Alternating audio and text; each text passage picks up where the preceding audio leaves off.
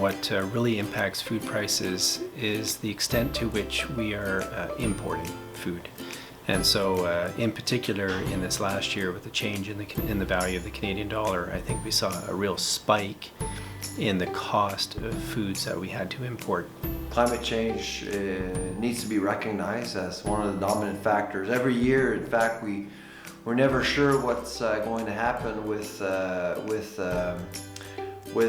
weather patterns around the world, so agriculture is highly exposed to these patterns. There are three key things affecting food prices in Canada right now. The first is the low Canadian dollar, which is causing the price for our imports to rise. The second thing is that a large number of our imports come from California that's experiencing a drought, so things are much more expensive coming from California. The third factor is that to a large extent over the last 10 years, the Canadian food processing industry and the Canadian horticultural industry has declined, which means that we are more dependent on imports than ever before. And between these three factors, we face a proverbial perfect storm of problems.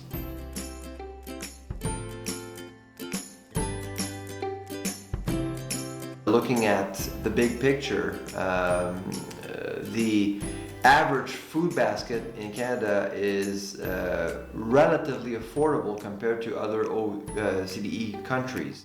Overall, the food system in Canada does a superb job of providing affordable food to Canadians.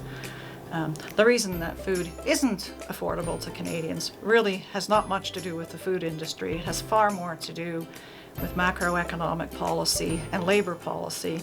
If you look at the poorest Canadians, they spend a very significant portion of their dollar on food, sometimes as high as 30% or near 30%. And so for vulnerable Canadians, food price is a real problem.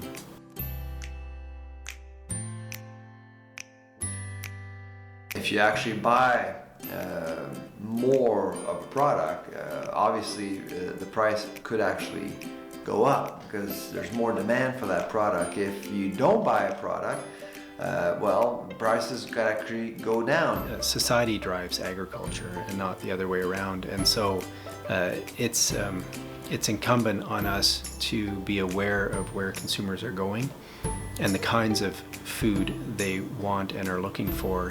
And it's very important that we follow that and meet those opportunities so that we capture those markets.